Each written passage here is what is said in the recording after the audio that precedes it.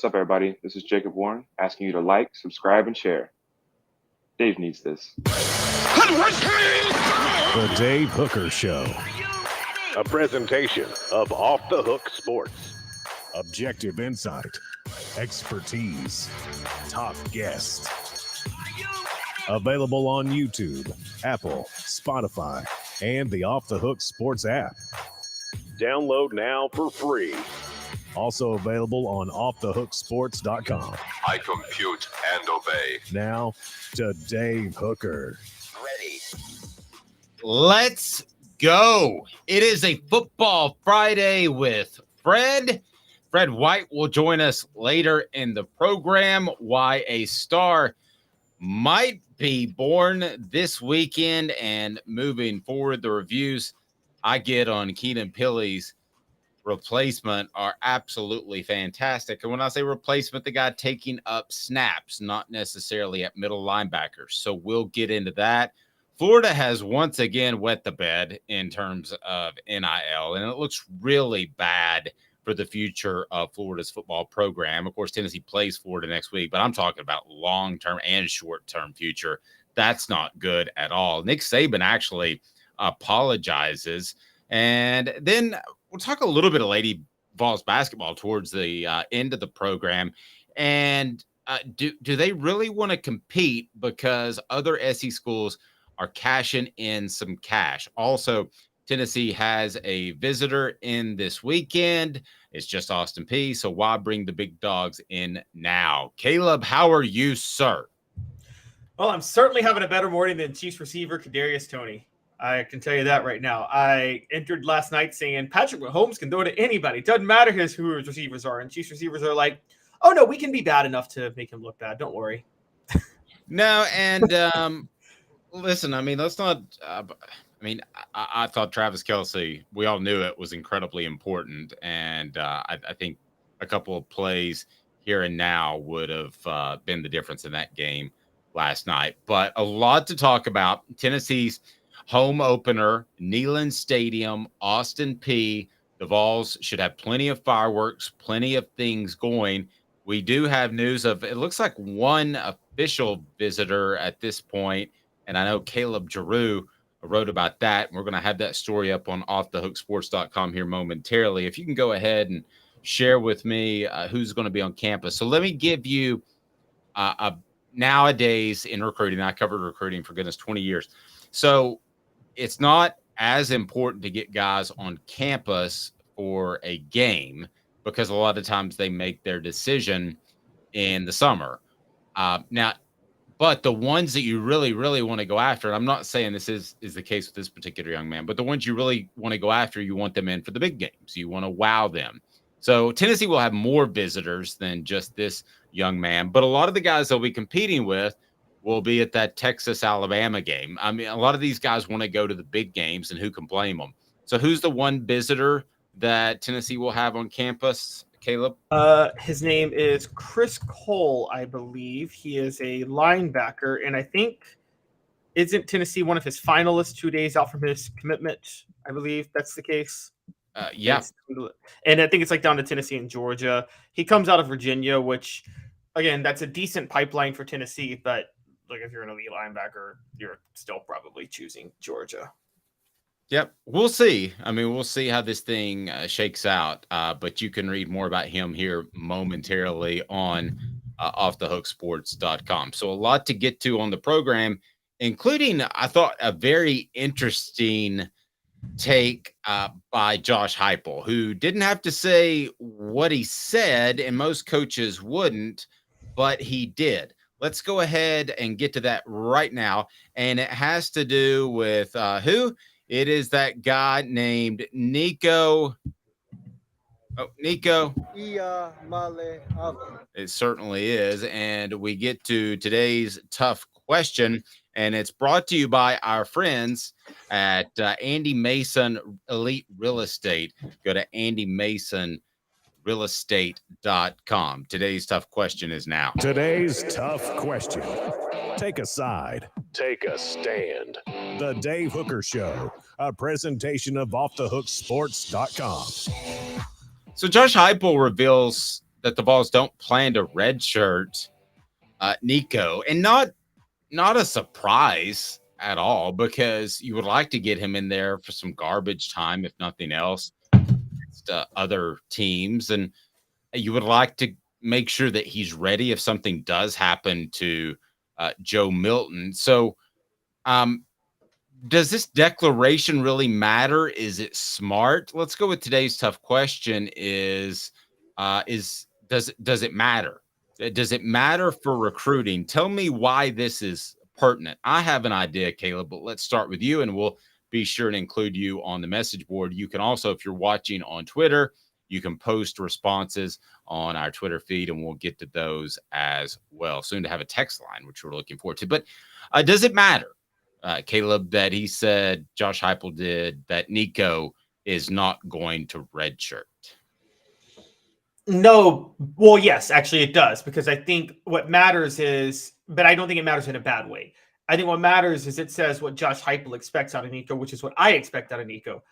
I don't think Josh Heupel expects to have Nico for more than 2 years as a starter anyway. I mean, I think Heupel's pretty convinced that Nico's going to be so good that he's gone after 2025 to the NFL.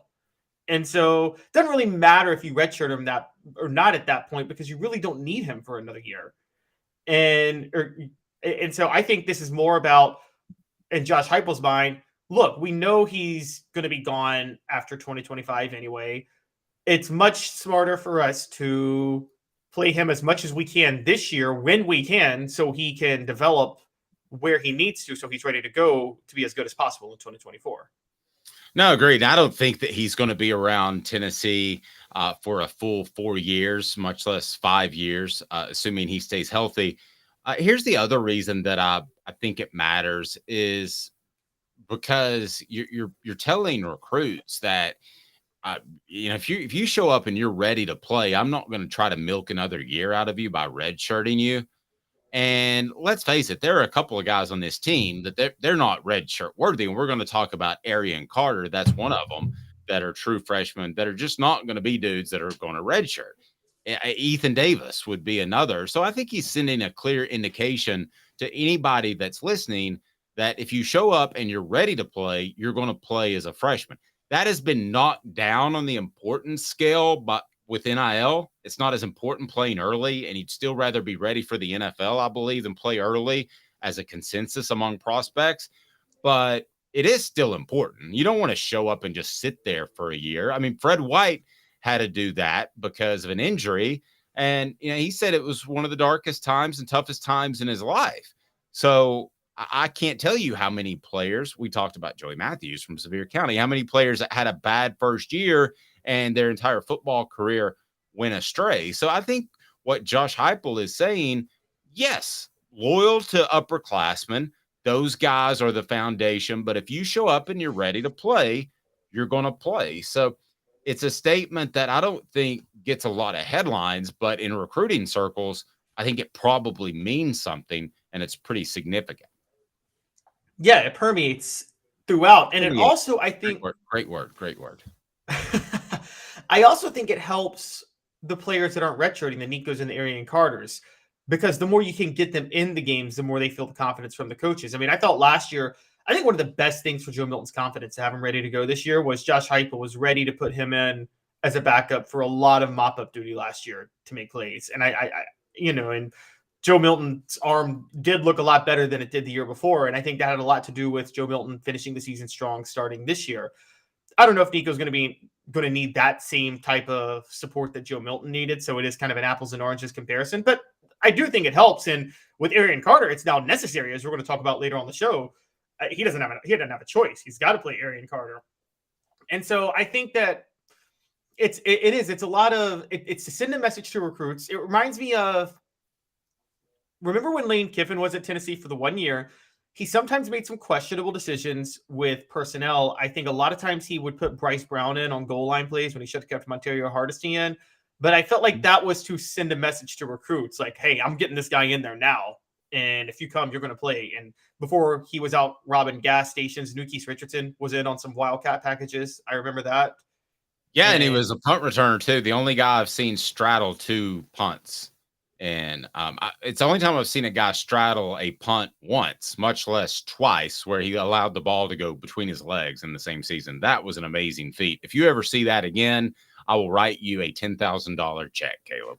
Because definitely the most questionable decision he made the entire time he was on campus at Tennessee. That's not true. Lance, let's get back to quarterbacks. Lance said, I don't really expect any quarterbacks brought in by Heupel to redshirt, second string quarterback, of course. That is the day and age that you're at. And listen, 20 years ago, you'd look at Tennessee's quarterback room and you'd say, man, that's trouble because they don't have any proven depth. Because what did coaches like to do? They like to stack them. I remember coaches telling me, well, you want to take a quarterback in every single year. You want to take one for depth. Well, these kids can transfer now. And let's say worst case scenario, Joe Milton graduates after this year and Nico doesn't get along with somebody and transfers. Well, then Josh Heupel is going to go out and get another quarterback in the transfer portal like Notre Dame did with Sam Pittman. So the way you view quarterbacks as far as stacking them is just not realistic. Now, what does that do for coaches? Well, it does this. You come into the season, another worst case scenario. If, let's say, Milton wasn't ready and Nico was too young, the season basically goes down the drains. That's where you are, but that's where all the other programs are. And I said Sam Pittman at quarterback. I'm sorry, Sam. You meant to say Sam Hartman. Yeah, Sam Hartman. Sorry. But do you see what I'm saying? Picture Sam Pittman as a quarterback. Sorry.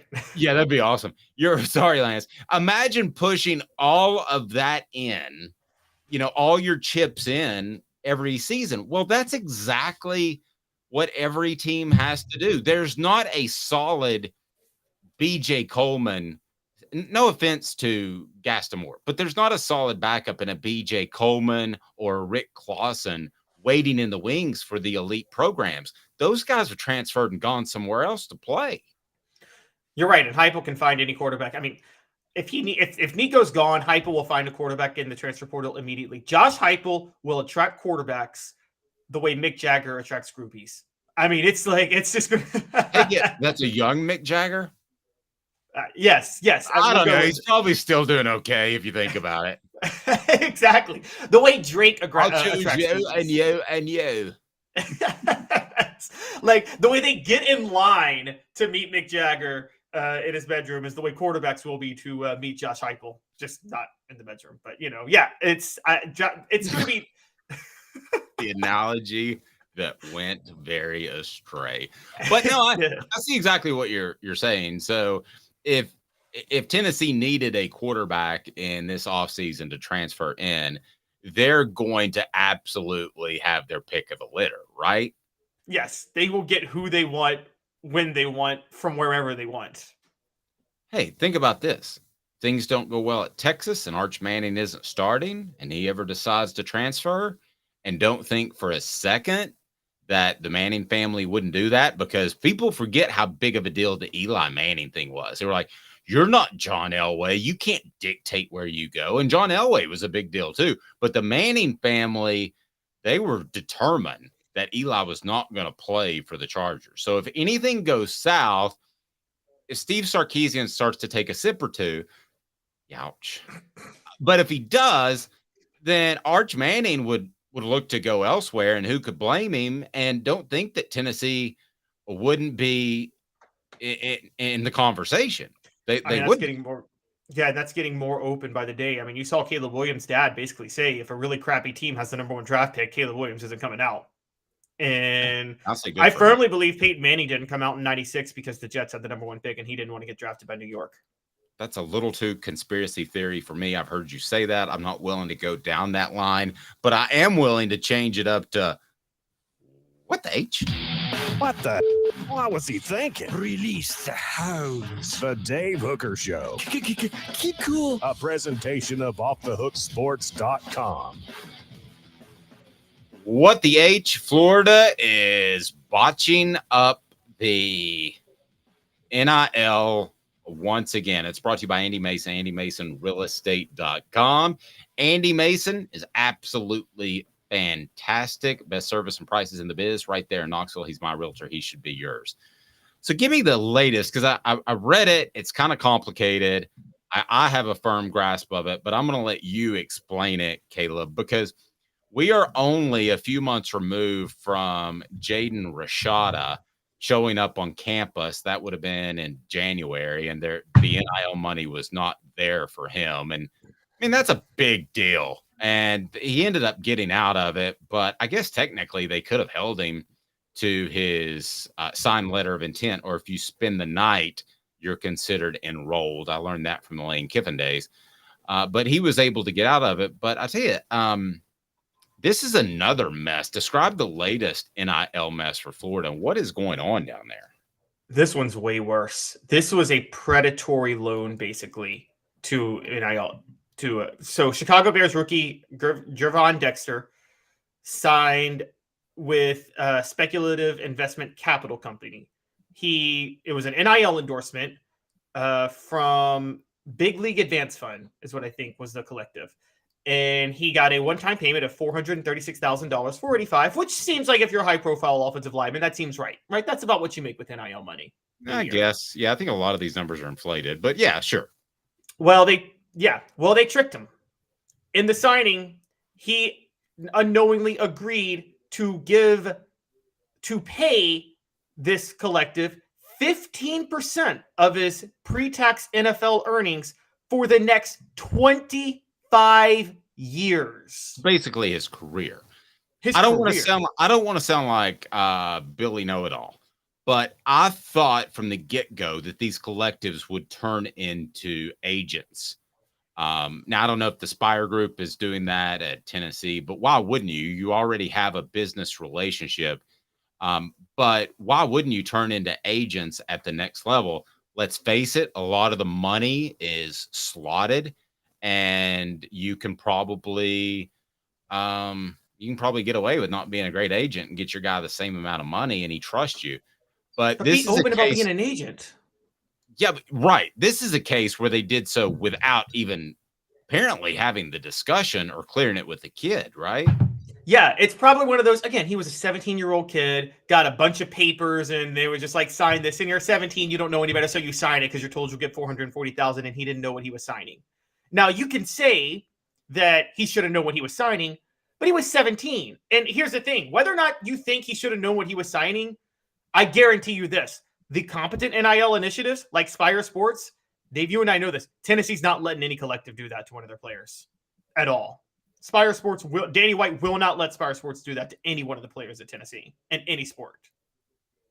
Well, won't let's a strong word. You could have somebody weasel their way in, but I think they would then be forever banned from having anything to do with the program, right? And I don't think Spire Sports, but there are some smaller collectives out there, and could they try to pull something like this off? I mean, they could once, perhaps, but I don't think that you're going to be able to do this multiple times under Danny White's watch. So a couple of people on the message board. Let's start with Lance. Let UF continue to botch it up. Travis says, I hope Florida never recovers.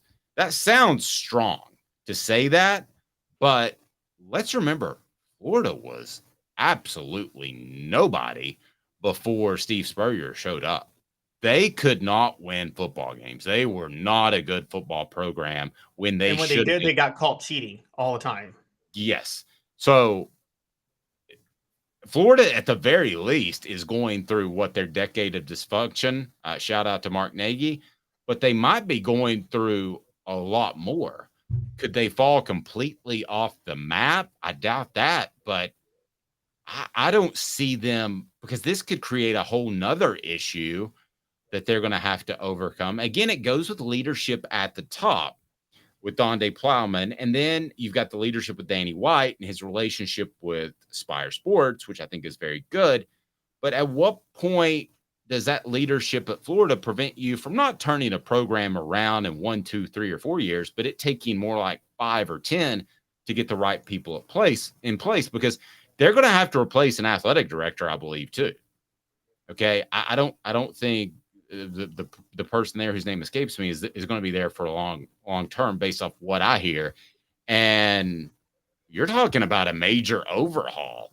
And the first thing they'll do, they'll call Steve Spurrier to get involved. That could be good or bad, depending on how it works. I think Florida is right now in the middle of what Tennessee went through in the 2010s. And so let's think about this in recruiting for a minute, Dave. You now, if you're a prospect, you don't think other coaches and schools are saying, hey, if they're considering Florida, one, the NIL money they promise you may not be there. They've already broken a promise to one player. And two, they got NIL collectives that are tricking you right now down there into signing over your life to them. You don't think that's being used in recruiting right now by the Tennessees and the Florida States and the Georgias and every other school in the area that's trying to recruit those kids?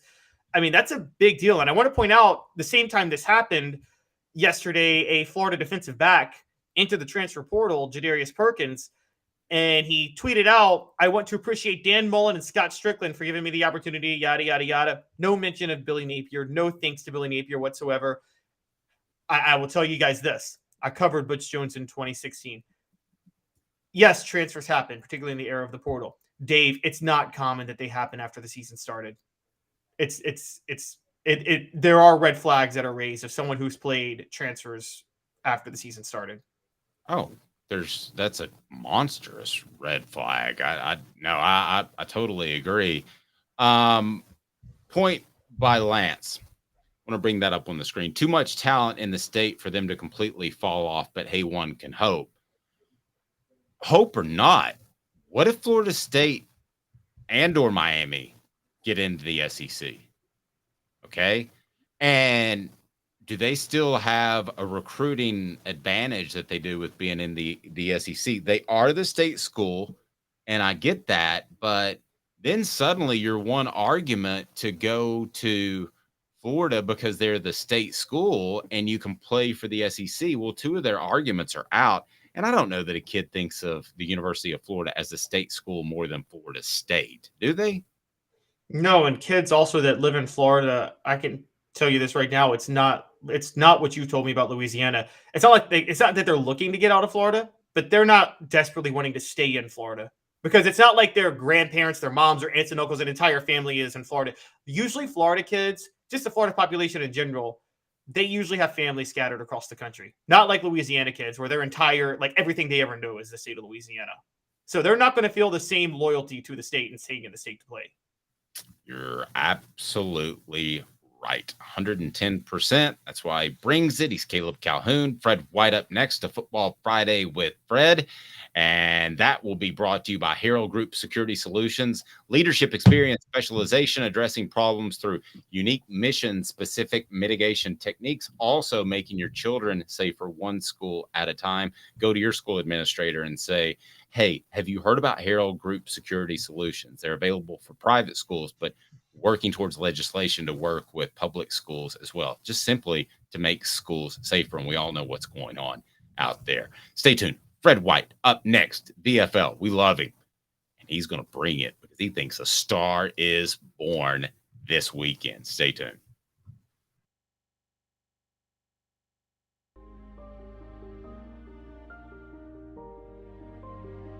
Our family has been creating one-of-a-kind pieces of jewelry in West Knoxville since 1986. Each piece is a combination of unique processes that bring your idea to life.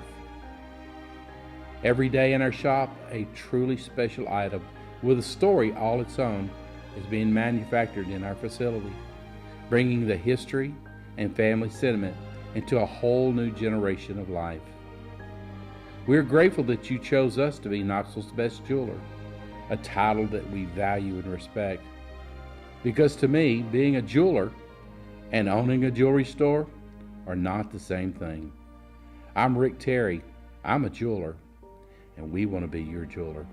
Kingston Pike and Campbell Station Road in the heart of Farragut, and downtown on Gay Street right next to the Tennessee Theater. Hi, Mike Davis here with City Heating and Air, reminding you to always dare to compare. Our team provides quality local heating and air service, installation, and maintenance across East Tennessee. We use only the best equipment like American Standard heating and air conditioning for your residential, new construction, or commercial needs. Honesty, dependability, and customer satisfaction have been the cornerstones of our business since 1961. City Heat and Air.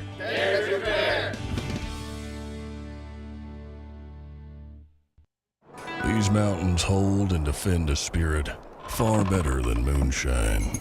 A drink that holds flavor that becomes necessity. A hard cider made and relished by folk who are as hearty as they are legend.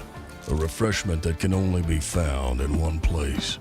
With a taste that makes you say, give me 3 bottles of the good stuff. Tennessee Cider Company, where necessity can be found.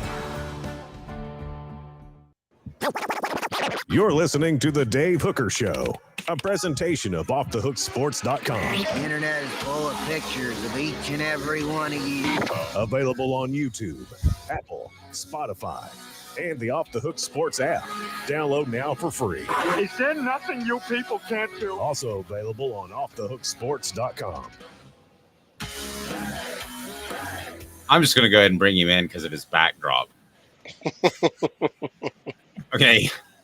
Fred, we're having trouble seeing you with the backlighting, but that's okay because we know what you look like, and you're one of the best-looking safeties that I've ever been good friends with. Dave, am I the only good-looking safety that you've been friends with? the only safety, period. That's right, the only safety I've been good friends with. I think Fred should convert to receiver, and you should try out for the Kansas City Chiefs, Fred, because I think they need a receiver, and I think you could play better than any of them played yesterday. They dropped a lot of passes last night. I'm thinking, like, man, they dropped a lot of passes to get first downs. I mean, it didn't make sense. They need some receivers bad. Fred, where are you? Are you hunting? Did Spencer Riley drag you out into the field to take down some deer, or what the heck's going on? Man, it's a football Friday, and I'm in Knoxville, man. One of the best places to be on a football Friday. And Saturday is game day, football time in Tennessee. So I came and I have this nice foliage behind me here in Knoxville. You look great. I appreciate it. And Fred's appearance is always brought to you in part by our friends at Tennessee Cider Company. And man, I'll tell you what, if you use that promo code HAT, I think that's the hat you have on, but because you're backlighting, I'm not completely sure. But it is an awesome hat when you can actually see it. Go to tncidercompany.com, use the promo code HAT, and you can order this cider from absolutely anywhere. And it is fantastic. Also, you can go to offthehooksports.com and you'll see right up top, Celebrate 98. The books are in. It would not happen without Fred White. Celebrate 98, the untold stories behind the Tennessee Vols 1998 national championship. Yesterday was a pretty special, emotional day for me. And Fred, I thank you very much. It wouldn't have happened without you allowing me access to players who, it just tells you how beloved Fred is. And I'm not saying this just because he's on the show right now. As beloved as any member of Tennessee football over the past quarter century among his teammates. When his teammates have questions about potential business deals, or even guys afterwards, they call Fred because he's smart and he knows that that he loves them deep down. So Fred, I can't thank you enough. The book's out. You've got a free copy coming your way, and thanks, man. I appreciate it. Man, no problem, Dave. I appreciate you asking me the questions, and I appreciate you giving me the opportunity to be on the radio again. Yeah, and our Celebrate 98 series is up. The David Leverton one. I mean, we've got a punter taken off, which is huge, and we'll have T. Martin soon, and text from Philip Fulmer that he'll be joining us on the program. So we've got a lot going on, but let's go ahead and talk some Austin Peay. Somebody's saying Fred is in the witness protection program. You do like, I could need to muffle your voice or something. And it's part of it. What was it, Dateline investigation when they'd get people? I was thinking that. Yeah. I was thinking the same thing. All right. Well, okay. So I'm gonna give it away a little bit.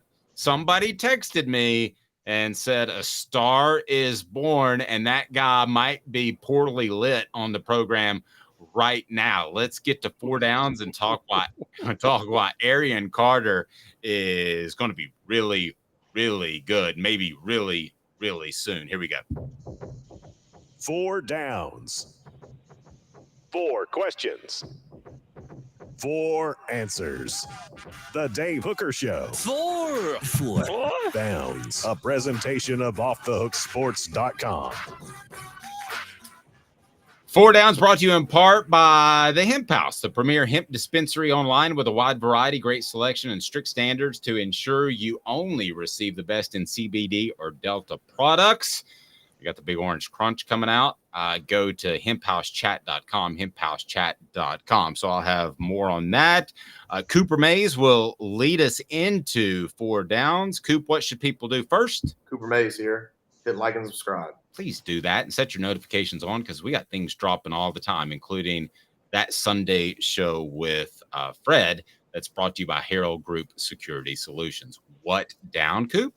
Coop here. First down. All right, Fred, just what did you see, not only in the opener against Virginia, but in the offseason that made you text me yesterday, a star is born? And we all want to say nobody wants Keenan Pili to get hurt. And I hate that because he's going to be out of eligibility this year. But you've said all along that Arian Carter is at a different level. Why? I mean, he just has all the intangibles. He's around the football all the time. If you watch the game on Saturday, this past Saturday, when he did get in the game, he was around the football a lot. I've watched in practice, and I've heard from other guys that how good he can be and how good he is at the moment.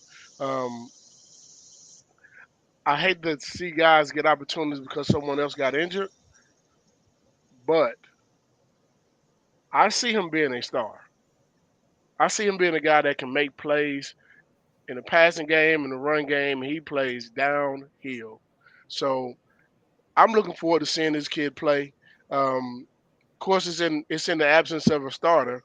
But I think this kid could be very special.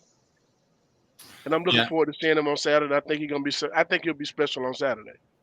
How do you think they'll handle him as far as you think they'll put him at Mike? Will they slide Beasley back where Pili was and allow Carter, who's incredibly athletic, to play a weak side, essentially? Do you have a feel? How would you do it if you were Coach White? I tried both ways, to be honest with you, because Beasley's – and let me say this, by the way. Aaron Beasley is a heck of a linebacker now. He's a good one himself.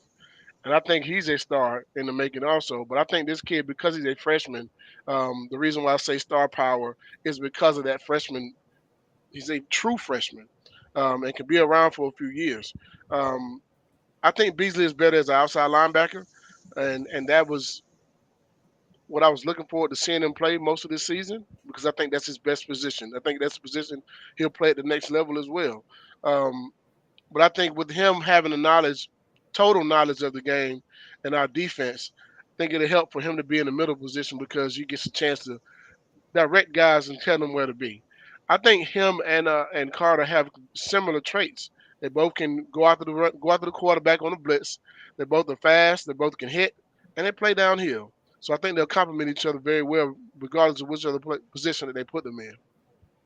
Yep. And I tell you what, go ahead and jump in here, Caleb. I had a little bit of trouble jumping on our communicating software. Go ahead. No, that's fine. So, Fred, talking about Arian Carter and talking about that move to middle linebacker, and you're right, Beasley's familiar with it because he did play a lot of middle linebacker last year. You were obviously on a team in which a very, very famous Tennessee player, I think we've all heard of him, moved to middle linebacker in 1998. And I know Dave covered Al Wilson, for those who might not have heard of him.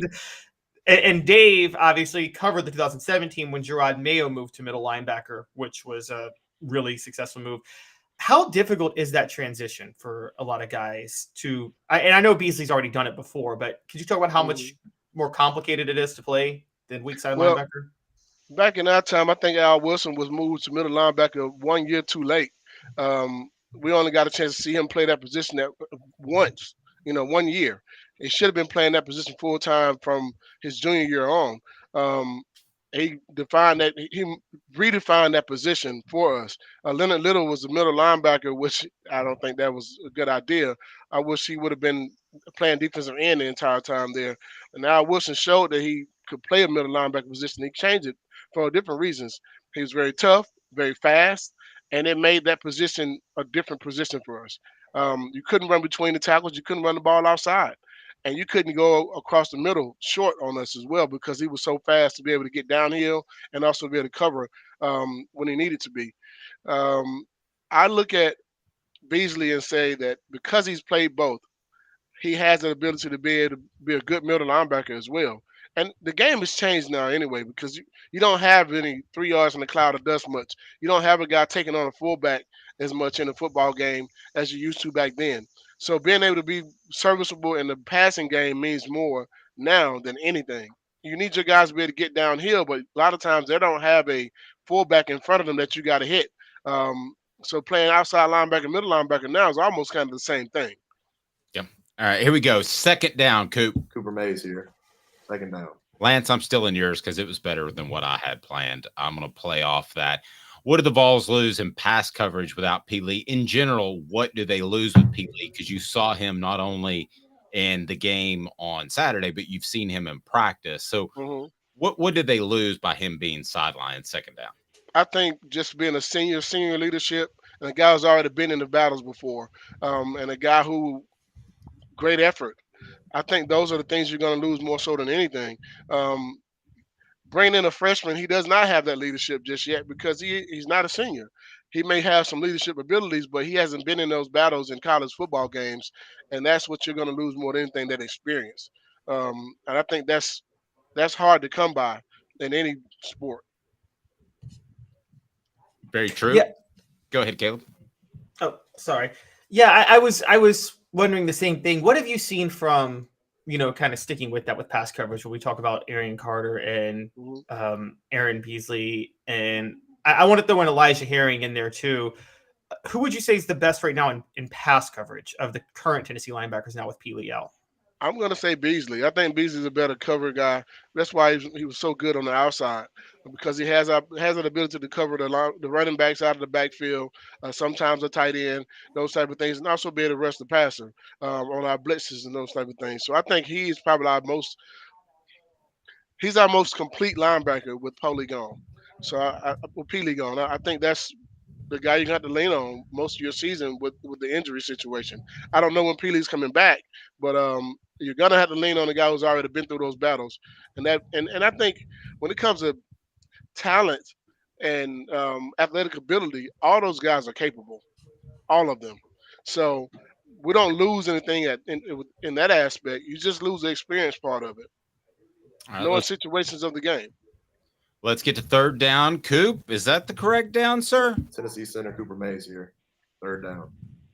Arian Carter could be the best Tennessee linebacker since blank. I'm going to say Aaron Beasley because he's on that same team. I got to give Aaron his props where they're due and his flowers where they're due. But I think that both of those guys, as far as a tandem, can go back to Mayo and even Barnett and Simon, those type of guys. And that's a long way back. We've had some guys that come out since then, but also Kurt Magid and A.J. Johnson. Those guys were a good tandem as well. I think they can be that good. I think he can be as good as those guys as well. But I don't want to give too much credit to a freshman who hasn't touched the football field yet. He has potential. Potential means you haven't done anything yet. And I'm looking at a linebacker on the squad right now that's done a lot for us, and that's Aaron Beasley. And I'm looking at him to have a major season this year, can possibly slide his way up into the second or third round, maybe even first round pick with a really good season this year. Definitely don't want to shortchange Beasley. I think he was out of position playing Mike last year, and I think he could have a much better year. I don't think we've seen his potential because he's had to play like a lot of players in a position that he's probably not most comfortable, and that might be the case again this week. So, I mean, it's a guy who is kind of like an MVP type of player for Tennessee, but might not ever have the numbers or the impact he would have had if he were playing his natural position. Would you agree with that statement? I definitely agree with that statement. I think his natural position is outside linebacker. I think he's very good in that role. He has the speed and the power and also moves better to get to the quarterback when blitzing and also to bust up a run play. You've seen it saw it against Clemson. You saw it all last season, how he stepped up and did a lot of things for us. I look at him and say, man, this kid can play the game and he can play it with impact. So I think that having him on your squad makes a lot of difference. And that leadership, we're going to see what type of leadership skills he has this year because he is playing with some guys now that haven't played the game a lot, at least not here at UT. So I think he's going to be a part of that good culture. And the good thing that we have right now, the good problem we have is that we have some talent in that position that we can plug some guys in and play. We haven't had that in the last few years, though. And this is something that I think is a good problem to have, having more than one guy that you can put in the position and rotate those guys in and out if you need to. Yeah, let's talk about that for just a second.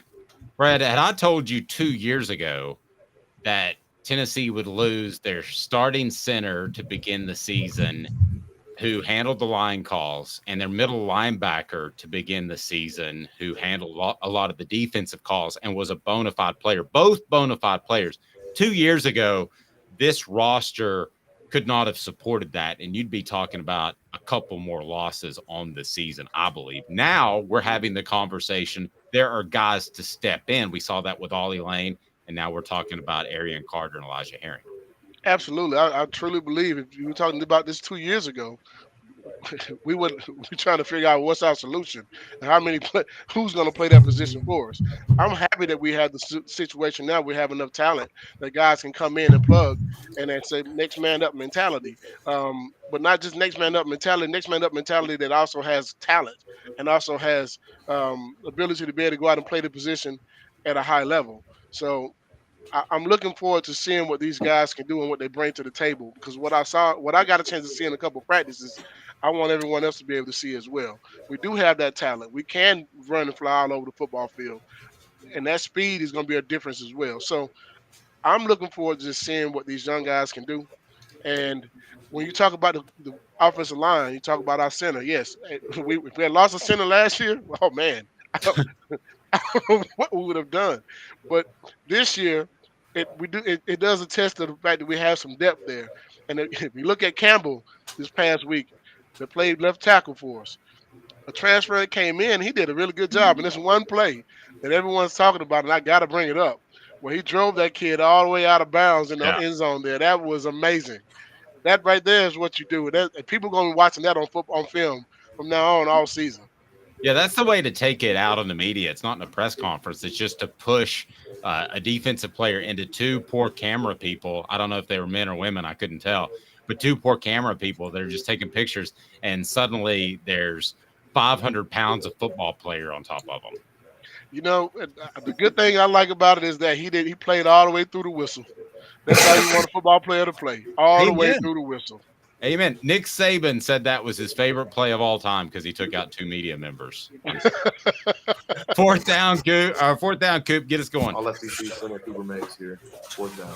I'm going to ask both of you guys this, but I'm going to start with Fred. Best replacement player that you recall either played with or stepped in because of an injury, the best one you recall.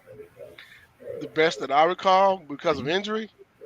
Or suspension or whatever. Well, I'm gonna call out two guys, and they played with me. I'm gonna go that direction first. Travis Stevens and Travis Henry. I mean, they had to replace with Jamal Lewis. I mean, that's worthy of praise in itself, because how do you replace Jamal Lewis? And they did a really good job as a tandem doing so and helping us get to the national championship game and being very productive for us throughout this season. Caleb, I'm going to go first. Peyton Manning. Oh, that doesn't count. I have another one, though, for this day and age, by the way. Okay. And I think it's very monumental. And it wasn't because of injury, but it was a replacement situation. I'm talking about Hendon Hooker. Hendon Hooker replaced Joe Milton, and the rest is history. I think Tennessee's football program took off in that aspect. And I think it was also good for Joe Milton as well. I think this is going to be the season that he shows that. I would have felt like a big idiot if I'd have left him out of my column that I'm about to write about replacement players. So thank you very much, Fred, because it was about left out. Caleb, Fred, what stands out? Yeah, Fred, it's still on your team. And what about in '99? Because that when Billy Ratliff went down, that seemed like that was when John Henderson really kind of emerged, wasn't it? '99 when Billy Ratliff got hurt. I don't know if he emerged in '99. I think he emerged in 2000. I'm gonna be completely honest with you. John didn't play a lot in '99 either. Oh, I thought he did play in He played '99. some, yes, but he wasn't the John Henderson of 2000. He was still getting beat on blocks and those type of things, and he'll tell you the same thing. There's a few Oh, times okay. when we played against Nebraska, and I had to dodge him and Albert Haynesworth to try to make the tackle, and I was 8 yards off the ball. So I'm just saying, being completely honest, they were puppies at that time. They weren't ready for that level of football just yet. They got a chance to get their feet wet in that season in '99, but Darren Walker stepped up and did a lot of things for us, and we played a lot of different guys at the position when we lost Billy Rattler. We sure did, and losing him did hurt us a lot. I think it hurt us tremendously because Billy was virtually unblockable up until that point of the season when he got injured against Auburn. Look at Lance coming up with a good one. Omar Gaither stepping up for an injured Kevin Simon in 2004. That's a good one. Yeah, that's a really good one. That's a team I covered, and I didn't think of that one. Austin Peay next up. Tennessee could go out there and a D- game, and they're going to win this football game.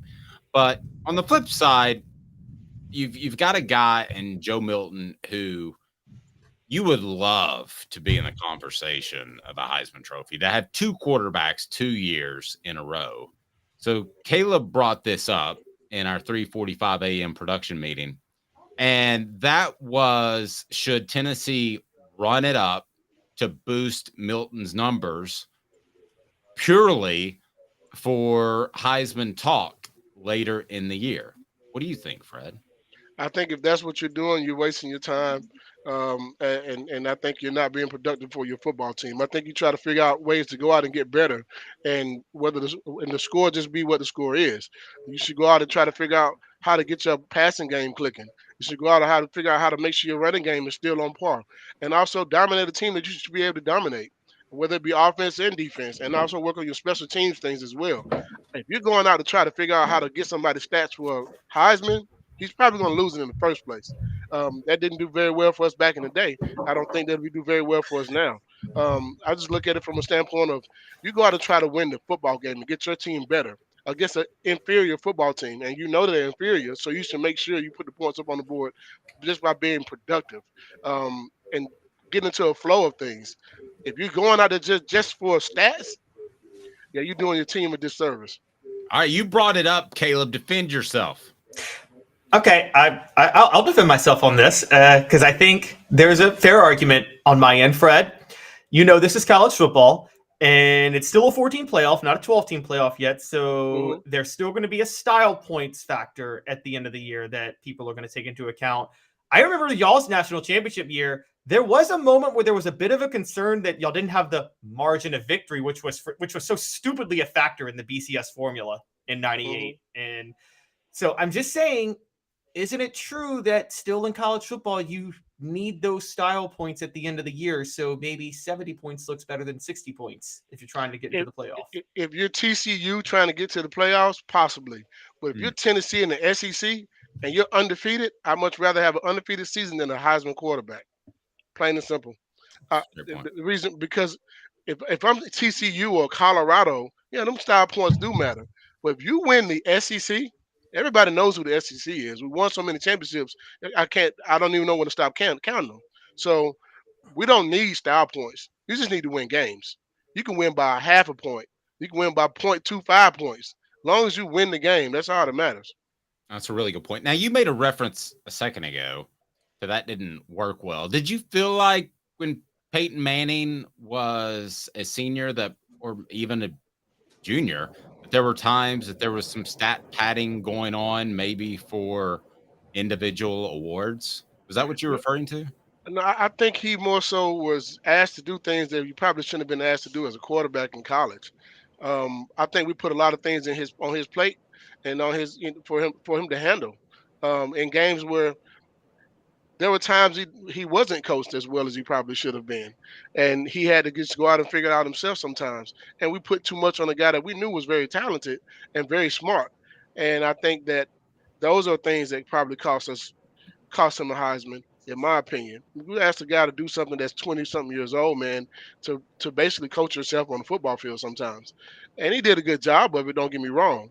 But when you ran up against guys like Steve Spurrier and his defense, it was a little bit different because those guys, that's what they do. I think game plan wise, we could have changed some things up, ran the ball a few more times. The year we had Jamal Lewis in '97, I would have much rather saw Jamal Lewis running the football a few more times in that game, and then us passing it as many times as we did. Because the team that won back in those days were the teams that ran the ball the most, actually had the most rushing yards and not the most passing yards. But hindsight is 2020. I'm not going to put it on Peyton or our staff. I just want to say that if we were trying to pass the stat pad or whatever, it wasn't a good idea. It didn't work. Just win the game. And so if you go back and you look at it, if you win that Florida game, I think there's no way possible that Peyton wins a Heisman if we win against Florida, in my opinion. Completely. And it doesn't matter how you win it. He could have had 200 yards passing and one touchdown or no touchdowns. Just the win itself, I think he would have won the game, won a Heisman, in my opinion. I agree. Caleb, jump in here, but I think that it wasn't not just using Jamal Lewis. It was not just running the football more. Yeah. No matter who was in the backfield. Obviously, Jamal Lewis was special and he should have played. I'm not arguing that, but there should have been more adherence to running the football, Caleb. Absolutely. Yeah, as a matter of fact, I think statistically, I remember the 2006 team set a record for how often they relied on the passing game, and it was the record they broke was the 97 team. But the only difference was the 97 team actually could run the ball. The 2006 team couldn't run the ball to save their life, so it didn't make sense. Fred, I'm gonna put you on the spot here because we had this conversation yesterday, and now I want Fred to answer. Which coach? Because we brought up coaching. Which coach was worse, Butch Jones or Derek Dooley?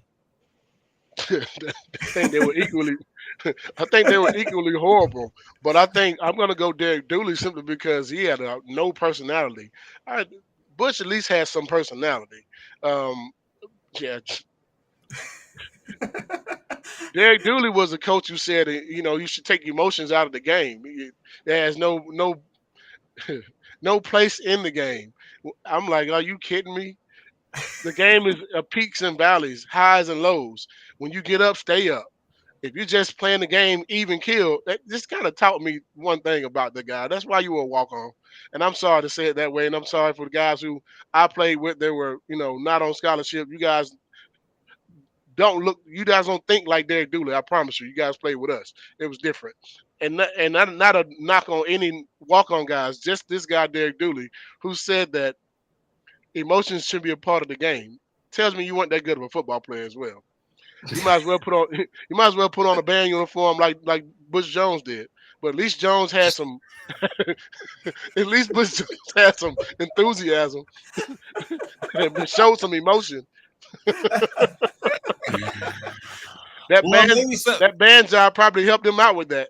Yeah, controlling his emotions. But I want to get a little sidetracked here for a second because the message board is going crazy about the Peyton Manning thing. And so real quick, I've never asked you this as many times as we've talked, but I want to address a couple of things that Tennessee didn't do anything, this on the message board by, I believe, Travis, to promote Peyton. That actually wasn't the case. I thought they overly promoted Peyton. Guys that I knew in the media back then, that was the year before I really got in it, their mailboxes were full. I think the national media was tired of Peyton Manning. I think ESPN tried to drum up Ron Dane, several other players to make the show, the Heisman show, get more viewers. And I think it got away from them. And I've talked to people at ESPN about that. They were like, oops, we kind of manufactured this Heisman winner with Charles Woodson. Champ Bailey was better, by the way. But did you guys care as a team? Was it a big deal when Peyton Manning didn't win the Heisman in '97? And I've never asked you that.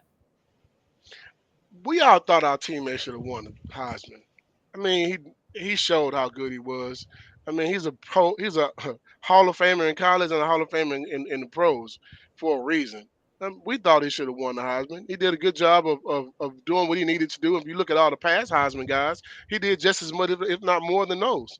So I think we took it as a slight, yes, but overall, man, we want to win the championship. The goal is not for somebody to win the Heisman. The goal is to win the championship. This is a team sport. Now, if you win an individual award because of that, I'm okay with that. However, my goal coming to the University of Tennessee had nothing to do with anybody winning the Heisman, myself included. I wanted to win championships. That was it. So if anyone came with the thought process of I want to win the Heisman, hey, that's on you. That's your thing. I want to win championships. That's it. It's a team sport. Let's win a championship. I don't think that Peyton in a million years would exchange that SEC championship that he won for a Heisman Trophy. Without a doubt. Yeah. And I thought him us winning the SEC championship should have put him in the. You go back and look at that game. That was a Heisman moment in itself. Amen. Well, we had a bad half, and then we come back and we win, and he throws a touchdown pass to win the game. That should have put him in. That should have won the Heisman in by itself, in my opinion. Well, here's the problem, Fred. I'm a voter now. I wasn't then, but I do know that you could send your ballots in the beginning of November. So you've got 4, maybe 5 weeks of football, and like 25% of the ballots came in the first week of November. Well, that's people that just don't care. I don't care who they voted for.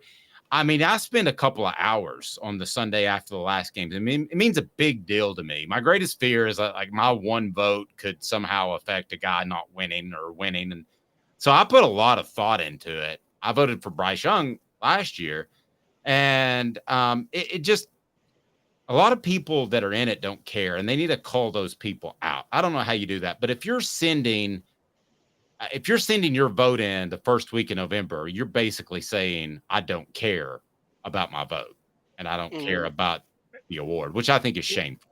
There's actually more to the story, though, with not. Oh, sorry, Fred. I'm sorry. Let me just get this out, too. Let me tell you about this. Charles Woodson was not a bad football player. Now, don't get me wrong. Amen. He's a college football Hall of Famer and a pro football Hall of Famer also. And he had a stellar career. And I understand that the stats were better for Champ Bailey, but some of Champ Bailey's stats weren't the same type of impact when it came to the game. It's true. You look at the punt return against Michigan, that's a Heisman moment. And you're a cornerback. The interception against Penn State to seal the game, one-handed on the sideline, that's a Heisman moment.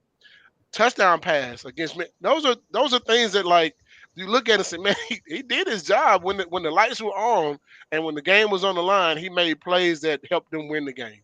Him solely made those. And of course, on punt returns, you got guys blocking, but he did the returning of that. I can't sit here and say he didn't do a really good job. Do I think he deserved it over Peyton? I don't. However, he had a heck of a season for a defensive back. I completely agree.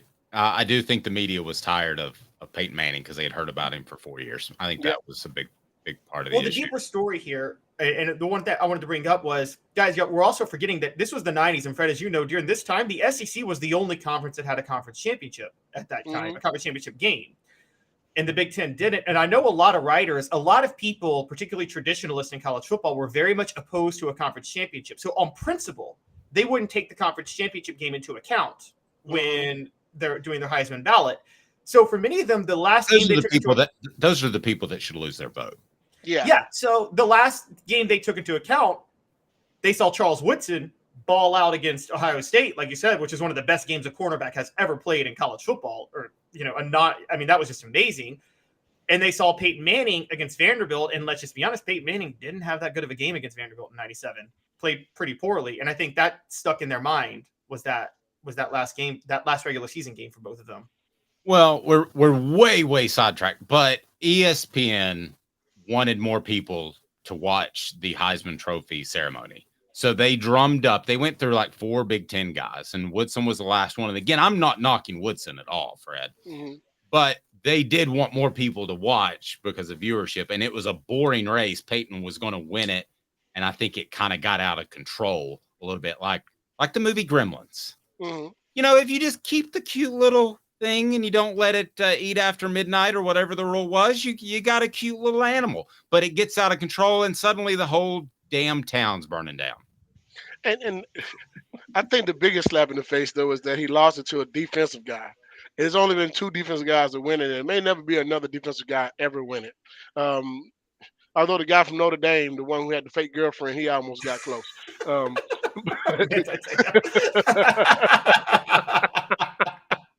man, but that's the biggest slap in the face to me. You haven't given it to a defensive guy, but once before that, and it had been years since the guy had it. And some guys that had some really good defensive years and didn't win the Heisman Trophy, and and you lose to that guy. You lose to a defensive guy, and you're Peyton Manning. I like to think that fueled him a lot too when he got to the next level. I'm pretty sure it did. But I always look at that and say, man, how does he not win the Heisman that year when he was like the clear guy to win it? And I just didn't understand it. I still don't understand it. But I don't knock Charles Wilson because he did go to the NFL and have a great year. He had a great season that season. But I really feel like he got hosed. Did you guys ever have somebody in high school have a made-up girlfriend from Canada or California or something? I honest to goodness did. Honest to goodness did. And his name was Chris. And I remember he lied all the time. And he was like, yeah, my girlfriend might be coming in this summer from Canada. Now, this is before social media or dating apps. How in the world did you meet somebody from Canada? And he had some BS excuse. And I was like, you're just flat out lying. Did you guys have anybody like that? I remember people thinking you had a fake girlfriend somewhere. Some guys did have fake girlfriends. Yeah. Mm-hmm. I've met some. I know some guys who have fake girlfriends. Sure did. What, did you meet Manti Te'o? No, I did not. Ola Nay. I don't think he did either. No, but it does sound like Fred met Sean Alexander's girlfriend. Well, the good news about Manti Te'o's girlfriend is that she didn't die because she never existed. Because the word was she passed away, but she didn't exist. So that was the good news that came out. That was the silver lining. She just magically disappeared. She was magically never there. Guys, am I the delusional one that thinks Manti Te'o was just so super sheltered that he actually did fall for the hoax? Yeah, well, but that's fine. He either is contrived or dumb. I think I'd rather be contrived. If he was in my era where we've just got the internet and just all we had was email, I'd give him a little bit more leeway on this situation. But listen, man, he was in the era of having Facebook and MySpace and all these. You mean to tell me you didn't see not one real picture? You never met this person at all, ever? Hey, man, you're a football player, one of the most celebrated football players at the University of Notre Dame. You mean to tell me you couldn't find a girlfriend on that campus? Yeah. Yeah. TNciderCompany.com, TNciderCompany.com. How good is that cider, Fred? It is absolutely amazing. Yes, it is.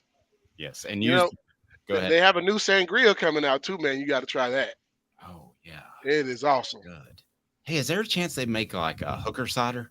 I've had a hooker sushi roll and a margarita named after me. What about a hooker cider? I'm going to tread very lightly on that one, Dave. That's right. Very lightly. Fred, you know what we call I give the 3 best gambling picks of the week now. You know what we call them, right? What's that? We call them the hooker special. Yeah. You usually have to pay extra for that. And the hooker cider, you have to pay up front. Go to TNciderCompany.com, TNciderCompany.com, use the promo code HAT, and you will get some swag with any purchase. You can order that cider most anywhere in the United States of America. I can hear the Dateline special. That's right. Football Friday with Fred. Have a fantastic weekend. Enjoy the game. I appreciate you, buddy. Thanks again. The book is available, and it wouldn't be available if not for Fred White. I believe you can click right down below, right, Caleb? Can we click below? Or you can go to or you can go to offthehooksports.com, and it's right up front. I got a copy for you, Fred, sitting there with your name on it. I'll even autograph it if you want me to. Absolutely, Dave. Absolutely. No, I feel so weird autographing stuff. I feel like it's immediately devalued, but some people like it autographed, so I'm doing that. You know, Dave, I want everybody on this show to know one thing about you and Caleb. Hey, listen, All the Hooker special stuff, just know Fred was not a part of it. So when Dateline comes or the Rico happens, just know I wasn't there, okay? So you'll be the guy turning this in with. Oh yeah, they do muffled love those voice. RICO charges in Georgia. That is true. Still, the best though are those Chris Hansen things. To Let's catch take a seat right over there. Oh man, why don't you take a seat right over there? My favorite is they were always like, I just want to. Yeah, what do you have the Zima? Why do you have the Zima? Who are you here to see? Fred, take care, man. You're the best. Go Vols. There you go. Nick Saban apologizes to a media member. What? Right after this, 90 seconds. Caleb Calhoun, me, Dave Hooker, Off the Hook Sports. Candace, I was really heavy into the drug culture. I was selling drugs. I was just constantly in pain. I was missing like a good support system in my life. Candace has given me everything that I need in order to successfully have a wonderful recovery, in order to have a life that I didn't even know was possible before. And it's not just about me anymore, and I love that. I absolutely love it. You can take your life back. Call Cadis today. With all that sun, sand, and salt water, the beach is a very relaxing place. Unless you wear contacts. Ow! Open your eyes to the best the beach has to offer with LASIK vision correction from Campbell Cunningham Laser Center. Sports Treasures in North Knoxville is one of the South's largest sports cards and memorabilia dealers, featuring over 10 million sports cards from vintage to modern. Sports Treasures carries a full line of hobby boxes, singles, autographed memorabilia, Tennessee Vol collectibles, fan cave decorations, and so much more. See a museum full of collectibles at Sports Treasures, 4819 North Broadway in Fountain City, and Sports Treasures on Facebook. Sports Treasures, where the real sports fan goes to shop. Who's this guy? Hello, wizard. The Dave Hooker Show, a presentation of Off the Hook Sports, YouTube, Apple, Spotify, and the free Off the Hook Sports app. Back to Dave Hooker. All right, welcome back to the program. Excuse me, Nick Saban into apologies. What is that all about? It's a very odd situation to have him apologize.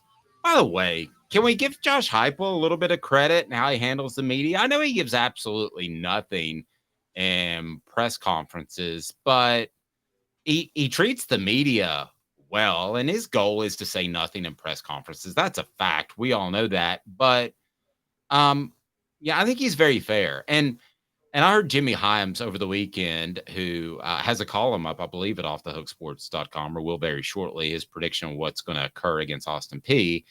And Jimmy said something, I think he was on Football Finals with Fuad Reves, and he said, I know what's wrong with Cooper Mays, as do I, and I'm going to respect the fact that I shouldn't release the injury. And I am too. And Caleb, I don't know that happens if you got a Butch Jones that is pulling the media in the back. I'm not speaking for Jimmy, okay?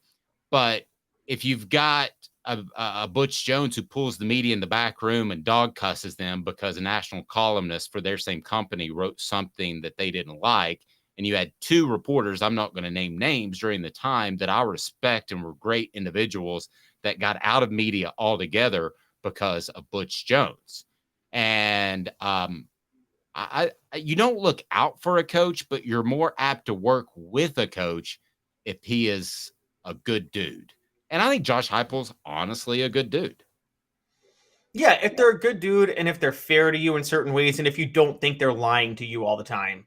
Like by 2017, I was ready to just unleash on Butch Jones constantly because he had just gotten caught in so many lies, to the point to where when Juwan Jennings did his Instagram rant at the end of the year and got dismissed from the team, I was the first to come out and say, let him back on the team because this coaching staff is liars, and every player that criticizes the coaching staff should be allowed to, because they were such a disgrace by that point that I was not going to be inclined to side with them on anything. I'll be honest with you guys on that. And I wasn't behind the scenes in the rooms in 2013, 2014. I know some people who were. There's one guy who tweeted out, not going to name him, you guys can follow him, but he basically kind of blew the lid off a few days ago where he was running a blog trying to get involved with press credentials. And Butch Jones basically said, I won't give you anything unless you agree to cover all positive news for Tennessee, nothing else. And I didn't know that. I don't know this guy, but I don't, I'm talking about guys that were well established. I'm not talking about guys that were trying to sort of fit in. I'm talking about guys who got cursed and had proven over, in both situations, more than a decade that they were adept at covering football in a very fair and journalistic way. Those are the dudes that just drive me crazy. But again, all of these conversations we're having, and I know, Travis, you said, I wish Dave and Caleb wore a little bit more orange glasses yesterday, but here I am. I believe I'm an objective journalist. I'm telling you that everything is incredible with Tennessee's football program. I actually woke up thinking that today. I was like, you're talking about replacing a Keenan Pili and a Cooper Mays and being okay.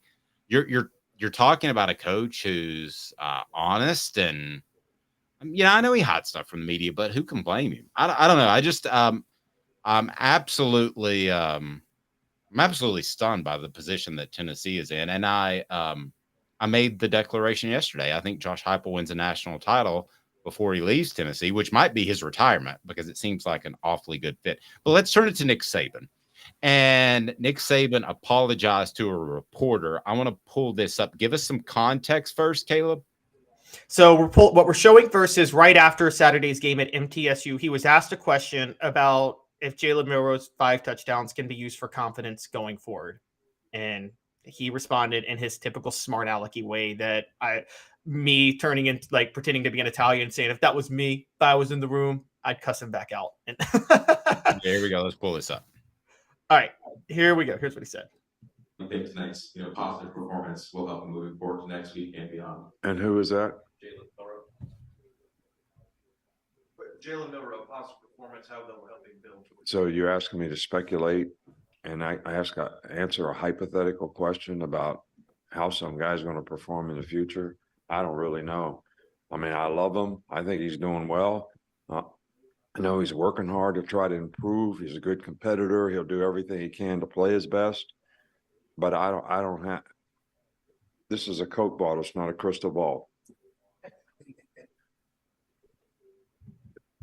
So that was that part right there. So let's be fair. That was not the question. It was how much did it help Jalen Milroe's confidence? Well, it should help it a lot because last time he looked like a bumbling quarterback and he looked like a superstar quarterback over the weekend. When he played last week, he had 4 turnovers, or last year he had 4 turnovers.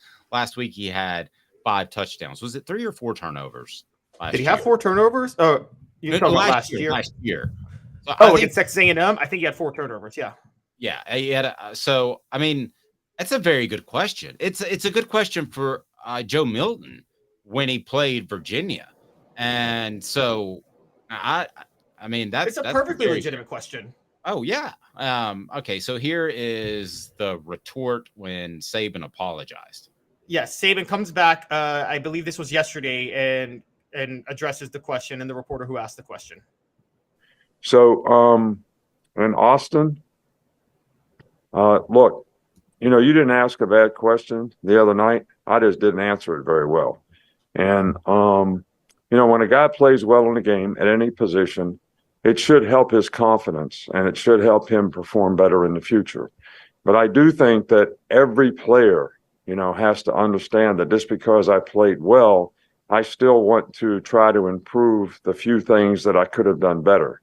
And I think if a person keeps that mindset, then they're always improving, all right, because you're never satisfied and you're always trying to do better.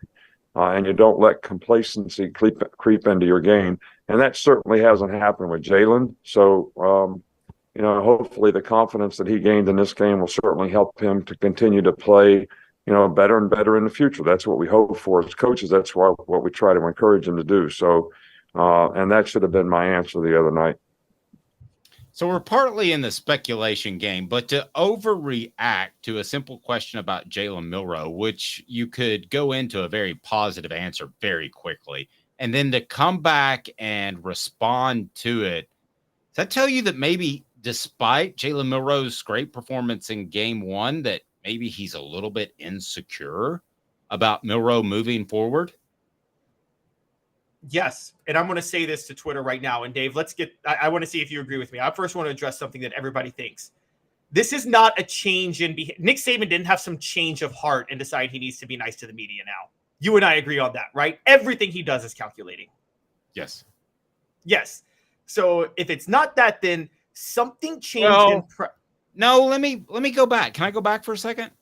Okay. I think after the game, any question about Jalen Milroe's competence, which that was, he had a premonition to say that everything's great. I don't want to answer a question like that because he doesn't have a confidence issue. Why are you questioning my quarterback? So I don't think that was contrived or orchestrated. I think that was a real response. Is that what you were getting at? Because I think he's sick of answering that question. I think Josh Heupel was sick of answering that question. I think Joe Milton was sick of answering, what do you got other than your arm strength? So no, I think that was a real response. That may be a real response at that one, but I don't think Saban's ever what he did after. I think we're on the same page at. Right. Yeah. So Wednesday, what he did, that's not a change of heart because Nick Saban has never done that before. The only time he ever apologized before was when he lashed out at Maria Taylor on ESPN. But that's because, again, you can go at a local reporter making $55,000 a year or $30,000 to $40,000, whatever they're making. It's easier to get away with that than it is to go at ESPN reporter when the whole institution of ESPN is going to come down on you at that point and defend their person. That's the only time I ever saw him apologize. So for him to apologize, I think this was an AL.com reporter. That he's not doing that because he had a change of heart. He's doing that because there's something meticulous about why he's doing it. And I think what you think. I think he's still nervous about Jalen Milroe's confidence. And I think maybe he's worried that the way he lashed out Saturday after the game doesn't help Jalen Milroe's confidence. And he's seeing it in practice this week. You may well be right. I do not know. I'm going to give him the benefit of the doubt in that he really realized he answered the question in a rude, distasteful way. And it was unfair, and somebody brought that to his attention. So I'm going to say that was genuine. Although I completely understand 9 times out of 10, I'm completely with you, and I could be dead wrong here, okay? But I'm going to say that one time that it was genuine, that he came down a little hard on somebody, may have been a younger guy, may have been new to the program. I haven't heard his name. And I can tell you with the whole Inky Johnson situation that I went through, the last thing you want is for your name to be a part of the story. That is awful. I don't want that. And maybe he felt bad. Maybe somebody reached out to him. So I'll give him the benefit of the doubt. You and I differ slightly, but I could certainly see something in the coming days or weeks and say, Caleb, you were absolutely right back then. But nevertheless. Look, I never liked the bullying. Sometimes when he lashes out, I've actually defended him in the past. Because sometimes I think the questions are kind of stupid. I'll be honest. One person one time asked him, oh, Nick, you only signed 3 guys on National Signing Day. Was that part of the plan? And Nick's like, don't you do math? We signed 30 guys in the early signing period. Of course, we couldn't sign that many people on National. That was a dumb question, and you call him out. But not to call out people in my industry, but I understand when Nick Saban gets mad sometimes. But there are times where he lashes out at reporters unfairly. And I've never seen him come back and apologize for doing that. Okay, you may be right. You may well be right. I'm going to say that sounded genuine, but I'm the guy that gives people the benefit of the doubt probably more than I should. But yeah, we'll see what happens this weekend against Texas, and then we may have a little bit more insight into that. We don't talk a lot of women's basketball this time of the year, but LSU inks a big deal to keep women's basketball very good to very great. Is this something that Tennessee should look at? I mean, this has always been a non-revenue sport. People used to say they made $1 million. Well, they used to get $1 million check cut to them from the football department that would essentially make them look like they were break even. So you got to go into this realizing you're never going to make money, even at Tennessee or UConn, in women's athletics. But it is something that can be used to gain exposure for your program. Should Tennessee play this game and give out a big contract to whoever, I don't care who the coach is, or Or should they just say this is a losing money proposition? Let's dump more into football and men's basketball because that's where the revenue comes from. It's a loaded question, Caleb, because there's a lot of heritage and there's a lot of legacy and there's a lot of great things about the Lady Vols. However, that being said, it's never going to make money for you. See, I break with you on that. I think it will make money for you. And here, women's basketball, not any other sport. And here's why I say that. Here's something you're missing, Dave. And no one wants to acknowledge this. Tennessee women's basketball hasn't been that good ever since women's basketball started to become more profitable on a national level. UConn was generating revenue in women's basketball in the 2010s. The problem is, since the 2010s blew up, Tennessee hasn't even sniffed the Final Four. And there's reasons for that. But I do think if Tennessee got back to Final Fours and national championships, I do think you would see them generate revenue again. I do. And I think that, look, I talked about yesterday, the Lady Vol fan base is really an older fan base. It's probably the oldest women's basketball fan base because it's the people who fought for Title IX in the 1970s. That's their fan base. But when they were winning in the late 90s, Dave, you know this, they created a whole generation of it went from the older fans to women's basketball with the Lady Vols was cool.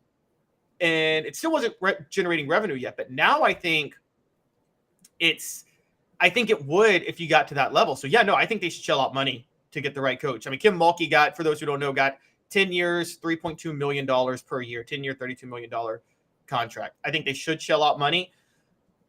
I don't know if that should be Kelly Harper. But, I mean, I will say if Kelly Harper is not working out, I think Tennessee should be willing to open up the checkbook to get a high-profile coach to come in. And I think they should be looking it's Tennessee.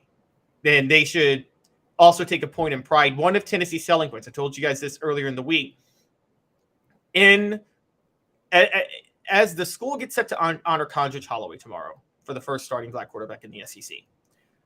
T. Martin making history this week as part of the first all-black quarterback room. T. Martin, first black quarterback to win the national title in college. 1970s Tennessee, the first school to embrace Title IX. That made Tennessee a national brand in as many ways as everything else. I think that actually helped them recruit even in football. I think you want football players, if you're a top-notch football recruit, maybe you want to be part of a school that's forward-thinking and progressive and cool across the board like that. I'm going to put my business hat on here for a second. As long as it's a break even, I'm golden. I don't even care if they make money. And because I say that, and Rocky Top Tom says we're missing a huge part of UT by not being great at women's basketball. That's the traditional side of it, Rocky Top Tom, and I'm with you. But I'm going to add this. You get an incredible, huge commercial every March when they're in the Final Four and they're relevant that you cannot pay for. You cannot go out there and pay for a 2.5 commercial on national television talking about your school. Terry Fair, one of the greatest defensive backs to Tennessee has ever had, didn't know who Tennessee was until he heard about the Lady Vols when they were in the Final Four. That opened the door. So if you're a break even and you're getting that kind of promotion, maybe a la a Hooker shirt, then I am completely fine with that. If you have to make the decision between paying the women's basketball coach a little bit more money or losing a guy like Rodney Garner, if it comes down to those dollars and you have to put $100,000 here or $100,000 here to keep a good assistant coach, no, spend it on football. But Tennessee's not in that position financially. They're in a very good position. So I say go out and compete. Now, I think LSU may have spent a little bit too much money, Caleb, which is, I would think, troublesome. But yes, the Lady Vols can have a huge, huge presence on national television every single March by being relevant and being in the Final Four. So I'm up for spending that money, but not if it takes one little inkling away from football or men's basketball. How much do you think it helps, for instance, not only, you're right, March is a giant commercial. You know what else is a giant commercial for Tennessee? Candace Parker doing Inside the NBA every year. Candace Parker doing the March Madness analysis every year. It's a huge commercial for Tennessee. She's like the coolest person in women's basketball, so she's all over the media all the time. And that's a big deal. I mean, I'm sure you do too. I think Shamika Holtzclaw is the greatest player in Tennessee women's basketball history, but Candace Parker's had the most successful post-playing career of anybody in Tennessee women's basketball history. And I agree. And you're right. Tennessee's luckily not in the position where they have to make these decisions. Football is the engine that drives the train. And but that doesn't mean that women's basketball isn't, I don't know, another important part of the train. I don't know what, maybe it's some of the wheels, put it that way. And so, yeah. I mean, it's something that Tennessee can benefit on in recruiting in other sports. It is a big, huge monster commercial, and it is better. The baseball team's not a revenue sport. So I would say the same thing about the baseball team. I would say that, yes, they should be good, and you should pay whatever you have to do to keep Tennessee baseball in the forefront, because nothing is happening in June, we know, other than college baseball. And if you're in the College World Series, that again speaks to the success of your athletic department. So be a break even, maybe lose a little money, but if it comes down to spending money one way or the other, you got to spend it on football. But I don't think Tennessee is going to be in that position anytime soon. I think they're financially in very good shape. So spend money on Kelly Harper or whoever you think it is. Spend money on Tony Vitello, but it never needs to hurt the football program. Have a fantastic day, evening, morning, whenever you're watching. He's Caleb Calhoun. I'm Dave Hooker. This has been a presentation